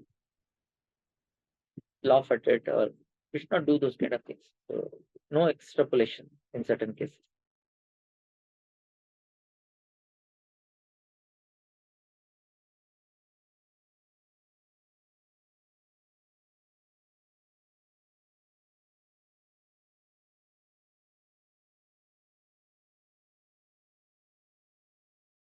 No, there are too many things. First is Shweta Mrit. Tirman is of Urdhva Pundram is there in Vedas, and there have been a complete research. It is mentioned in Sri Ramanuja Siddhanta Prakashika by Perumal Swami. Anangaracharya Swami has published articles. We should do those readings first. It is mentioned in Parashara Vishishta Paramadharma Shastra. It is very clearly mentioned about Urdhva Pundras, all the locations, what is the length, what is the width, what is the gap, what is the shape. Puttur Swami had published this book, Parashara Vishishta Paramadharma Shastra, with slokas along with the meaning in Tamil. Simple, this thing. So if you can obtain a copy, it's explained there completely. And this Shvetamrit, the akara, the form, that is Haripada Kriti, Ekapadam, Purnachandran, Ardhachandran, these are all various akaras. For as Paramaikantis, this is the akara, Haripada Kriti. The Varavara Muni, Alvar Emperumanar Jeeyar, that is Nammalvar, Emperumanar, and Varavara Muni. This lineage, they wore only this Haripada Kriti. நெற்றியுள் நின்றனையாலும் நிறைமலர் பாதங்கள். Alvar says பாதங்கள். Sriman Narayana Charanau, dual, not one single padam. It's two, because he mentions it in plural. He doesn't say padam, பாதங்கள். நிறைமலர் பாதங்கள் சூடி. So Haripada Kriti is two padas. Ekapada is only one. Whereas Alvar has mentioned it's two padas. So it has to be two. And this one is the pedestal.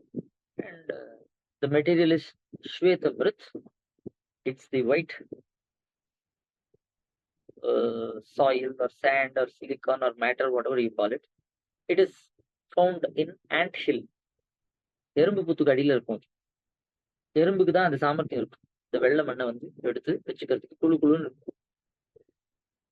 அது எந்தெந்த சக்கரங்கள்ல மணிபூரகம், மனாகத்தம், விசுத்தி, சுவாதிஷ்டா, ஆக்ஞா, அதுக்கு இடா பிங்களா நாடி, இது சுஷும்னா நாடி. அதே மாதிரி இடா பிங்களா நாடி. So we should know the Nadi Yoga Shastra. As per that, we have to wear it. And then in each and every place, Keshava, Narayana, who is Keshava, what is his color, what are the ayodhias he has. He has all the, he has chakra in all the hands. Then Keshava, Narayana, Shanka in all the hands, Gada in all the hands. So everything is explained in Parashara Vishishta Paramadharma Shastra. That is the one thing that we should read. And the Tirman width, and if you see Emperumanar's Tirumeni, Sri Perambudur,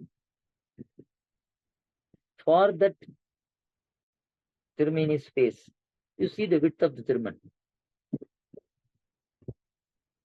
how broad it is. Similarly, we can wear it.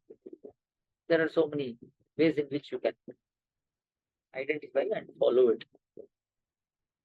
And if you are so confused, because I know this confusion is there. Everyone, my way of wearing is different from many people. Some people wear like this. So then it becomes opinions. So if you are confused with all those things, just follow your acharya to begin with. Begin with, just follow your acharya. Whoever you claim to be your acharya, somebody, but just follow one person at least. At least two people will be having the same type of tirman. If you follow your acharya and yourself, at least there'll be two. It should not be like everybody is unique. Right? And then once you get into the Yoga Shastra, it is Urdhva Retas that goes from the, Muladhara, it goes all the way up. Then controlling the Pancha Prana here. It's all completely based on Yoga Shastra, but we don't do it explicitly. We don't practice Yoga Shastra. For those who are into this Paramaikanti Sampradaya, these are natural happenings. So we don't wear Thiruman, thereby doing something inside. The Thiruman is actually inside. That is, the lotus feet of the Supreme is there. When you get the inner wisdom, when you are, then, by His grace, all your chakras are actually activated. You don't have to do anything special for that. Then naturally it has manifested. So when you put it outside also, it is just in sync with the one that is inside. Nammalvar, he did not sit and put Thiruman because he didn't take bath also. But he says he had all the Thirumans all over his body, right? How did he have? Because these are all internal things. And whatever we wear outside is matching that. Agathin Alagu Muhathil Theriyam, they say, right? Similar to that. Yes. There's a part 2 on the question also, Swami. There are a few myths regarding the practice. It was Chandanam during Azhwar's times. It was always Thiruman, so Swami has actually explained that. But yes. Is there a why only Sattupadi is applied to Srimurti, Shaligrama Perumal? Never pondered upon that. I can get back. Because I don't know. I've seen many people from Nepal, many Srivaishnavas from Nepal who actually adorn Saligramams with Thiruman. Sattupadi for Saligramam, only Sattupadi, I don't know. Because, for example, Yeti, when Yeti is there, if he has to do Tiruvaradhanam to a Saligramam, he should not offer Sattupadi. Because Yeti should not touch Chandanam. He should not offer beetle leaf. Vetala, that is Surula Madhu, is what they say. We are not supposed to offer that. This against the Varna Dharma, and those who are offering like that, they get into Bhagavad Apacharam. It is mentioned in Sri Vachana Bhushana Divya Shastra. Aradhana Dasaile, Varnashrama Viparitamana Upacharam. Bhagavad Apacharatile Serum. So, in that, Swami Koilada Manavada clearly gives this example that a Yati, a sannyasi, who is offering Chandanam, Sattupadi, and Surula Madhu, this Vettalai and all, which is only for Grihasthas. We should not say Perumal likes Chandanam, so even though I am a Yati, I will offer it. No, we should not. We should offer only what we get. For example, a Yati should get only Pakwana, cooked food. He should not say, I will cook food and I will offer to Perumal. He cannot say that. He should only take cooked food from as a bhiksha and then offer to Perumal. That's how it is. So you can't violate saying that, no, I love Perumal, I don't want somebody else to offer this. I don't want the food cooked by somebody else to be offered to my Perumal. You can't say that. Then you are spoiling the whole society because you are misleading them. So loka sangraham. You have to maintain that. Right. So Salagrama, saying that Salagrama should be adorned only by Sattupadi, I don't think so. Sattupadi is part of the Tiruvaraka. Many people adorn Salagrama with Thiruman Shinchaka. I've seen in many places. Swami, I know it's getting late for Swami. One more question, Swami. Yeah. Never late for me. Vijayalakshmi என்று கேட்டிருக்காங்க, பாகவத்தை கேட்டிருக்காங்க. தமிழ்ல response கேட்டிருக்காங்க சுவாமி. How to develop vairagya? First, what is vairagya? It comes from viraga, that is separation. Vairagya means you want to be separated from something. Many people say, the answer should be in Tamil, right? நிறைய பேர் சொல்லுவா, எனக்கு பெருமாள் விஷயத்துல ரொம்ப வைராக்கியம் வந்துருக்கு அப்படின்னா என்ன அர்த்தம்னா பெருமாளை பிடிக்கலன்னு அர்த்தம். வைராக்கியம் is actually the determination to leave something. Perumal விஷயத்துல எனக்கு பக்தி தான் வரணும், வைராக்கியம் வரக்கூடாது. சம்சார விஷயத்துல தான் வைராக்கியம் வரணும், ரைட்? பக்தி is the determination along with attachment. Here the determination is towards detachment. That's vairagya. So எனக்கு சுவாமி பெருமாள் சம்பிரதாயத்துல ரொம்ப வைராக்கியமா இருக்காருன்னா சம்பிரதாயம் வேண்டாம்னு அர்த்தம் அவருக்கு. So we should know how to use that first. What is vairagya means you have to let go of material affairs. So for that, first what we have to do is simplify things. For example, if you want to conquer food, you want to develop vairagya in ruchi, come to your routine first. Don't cook varieties of food. Come to your routine. In temples, that's, I have told this in many sessions. பெரிய பெருமாளுக்கு ஒரே மாதிரி பிரசாதம் தான். காத்தால பொங்கல், மத்தியானம் பெரிய சாயங்காலம் ஷீரானம், ஸ்தல sambaram. Same 5 prasadams from the Annachatram, Annakudam. And then the Paniyaram is always there. This is a standard prasadam, 365 days. If he does some extra work, he will get some Sudana. கொஞ்சம் நிறைய வேலை, அப்படி ஒரு புறப்பாடு அப்படின்னா புறப்பாடு தளிக்க. Only on that occasion. Calorie diet தான் வரும். அண்ட் ஒவ்வொரு நாளைக்கு விதவிதமா பொங்கல், பூரி, பானிபூரி, அது இந்த மாதிரிலாம். First thing is come to your routine. Same with your dresses. Colour கலரா போடுறேன், அந்த ஸ்டாண்டர்டா ஒரு set of dresses, maybe standard colours. Like this in each and every thing where we have ruchi. Come to your routine first. Then in that, simplify things more and more. For example, once you have come to your routine on your meals, which you take 3 times a day, so then what you do is, the one-time meal you cut off, bring some fruits. Again, in that fruits also you maintain routine. That's what I did. காத்தால சாப்பிட்றது நிறுத்தினேன், மத்தியானம் ராத்திரி தான்.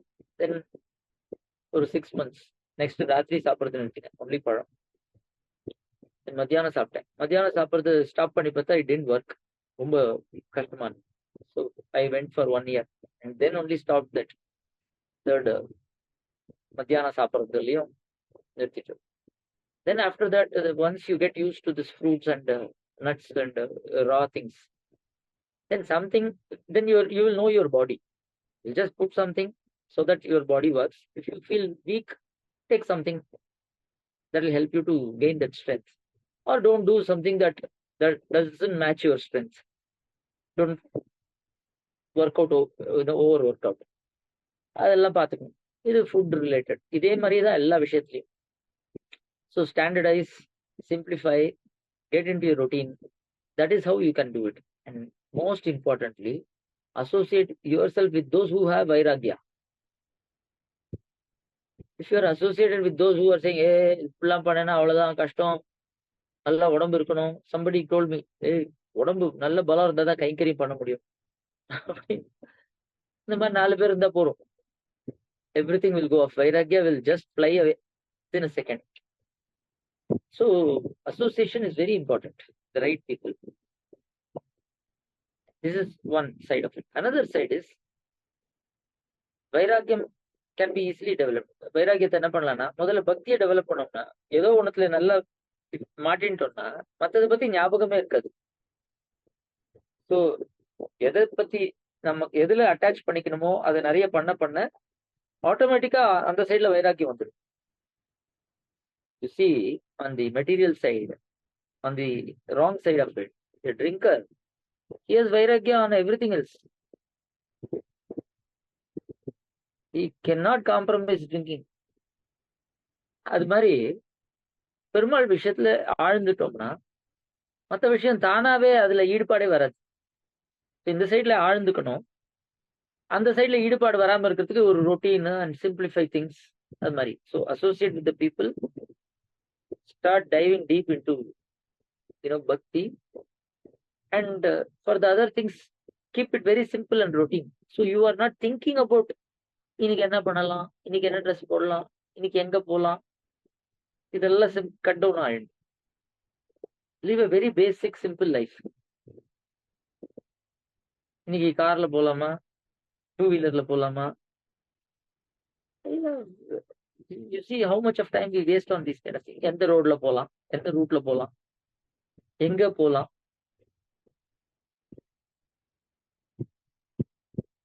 இதெல்லாம் வந்து tips develop.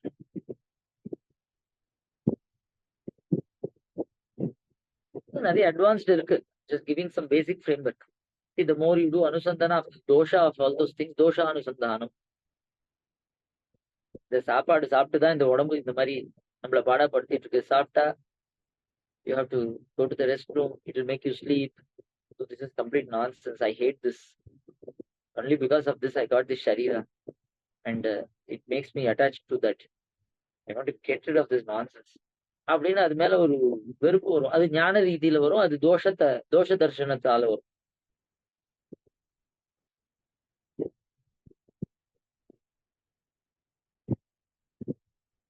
சாப்பாடு first thing சாப்பாடு தான். உப்பு காரம் எல்லாத்தையும் நிறுத்திட்டாலே எல்லாம் அடங்கிடும், சப்த நாடி. வெறும் பழம் காய சாப்பிட்டாலே விட்டுரும். Personal experience. அந்த வைராக்கியம்ன்றத பத்தி ரொம்ப முக்கியம் அது. ஏன்னா இன்னைக்கு மெயின் ப்ராப்ளம் அதுதான். மத்த எல்லாம் இருக்குன்னு சொல்றாங்க, ஆனா வைராக்கியம்ன்றது சுத்தமா இல்லை.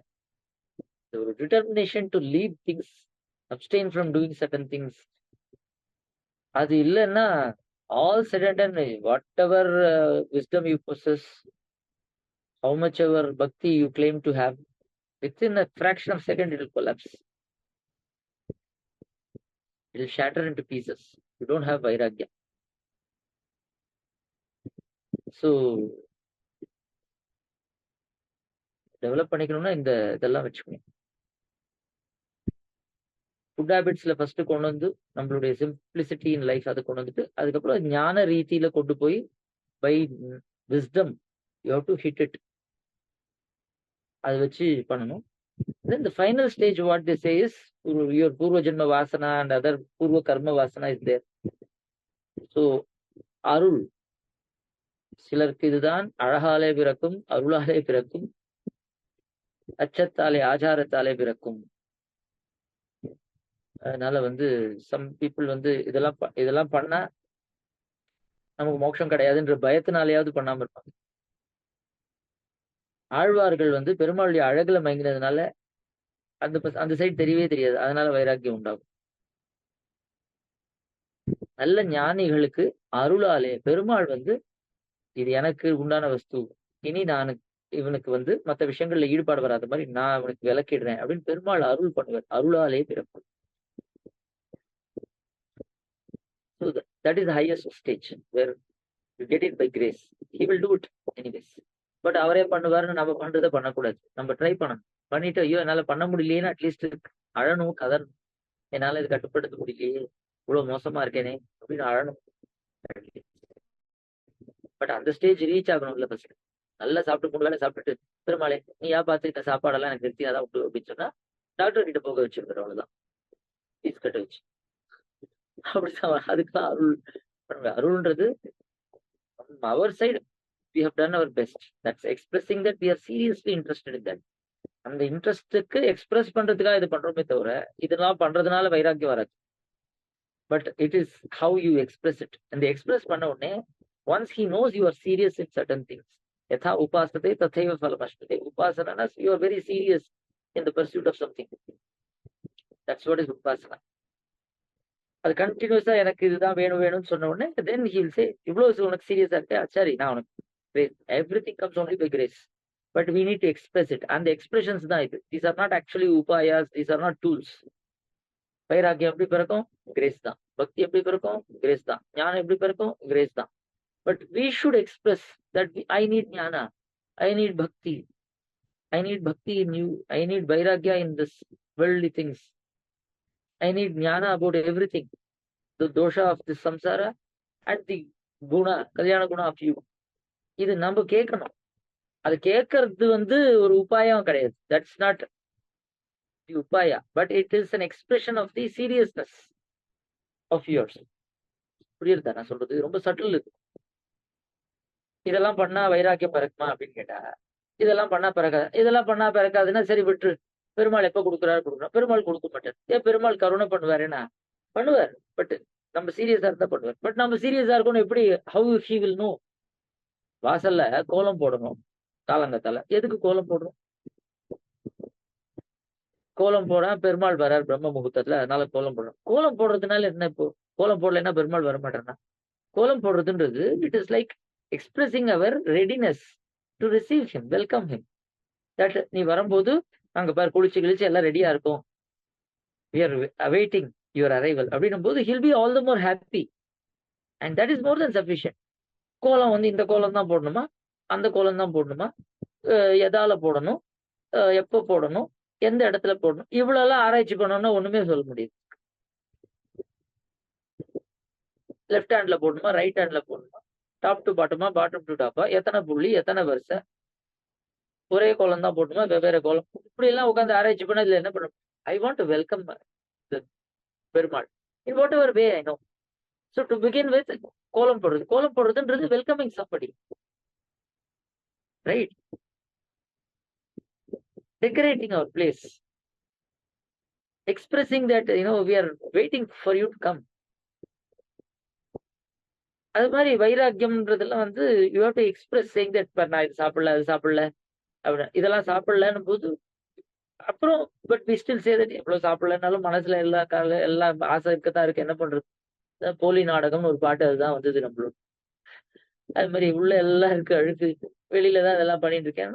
ஐ am not able to over கம்னு when you express through all these things and still say that I am helpless, then with his glance he will do wonders. He can do everything. But for that glance to work, you need to express. Because otherwise it is a coercion. அதாவது அவர் திணிக்கிறது, பலாத்காரம் பண்ணி அவர் ஒருத்தருக்கு பண்ண முடியாது. பண்ணினா சர்வ முக்தி பிரசன்னம் எல்லாருக்கும் பண்ணாம ஒருத்தர் பத்திரம் பண்ணா பக்ஷபாதம்னு தூஷணம் வந்துடும் பெருமாள் மேல. அதனால அவன் கேட்டான், அவன் ஆசைப்பட்டான், நான் கொடுத்தேன்ற மாதிரி ஒரு கணக்கு காட்டணும் பெருமாள். அதுக்காக நம்ம பண்ணணுமே தவிர நாம பண்றதுனால பெருமாளுக்கு கருணை புதுசா பிறக்காது. பெருமாள் கிட்ட கருணை ரெடியா இருக்கு. பட் வாங்கறதுக்கு நம்ம தகுதியான ஆளான்றது மாத்திரம்தான் இங்க. I'm ready to give you 1 crore. But if you are an LKG kid, I can't give it. I have to wait for you to grow. But it doesn't mean you have earned this 1 crore. I'm ready to give it for free.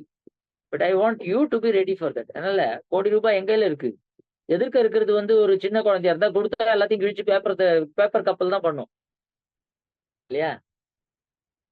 அதனால நீ வளர்ந்த உடனே நான் கொடுக்குறேன் அப்படின்னா நான் வளர்றதே 1 கோடி ரூபாய்க்கு எப்படி கிடைச்சதுன்னா ஏன்னா நான் வளர்ந்தேன் அப்படின்னு சொல்ல முடியும். தட்ஸ் நாட் உபாயம். Growing is actually expressing, right? You are attaining that maturity. இல்லையா? அது மாதிரி இது ஒரு ரெடினஸ்.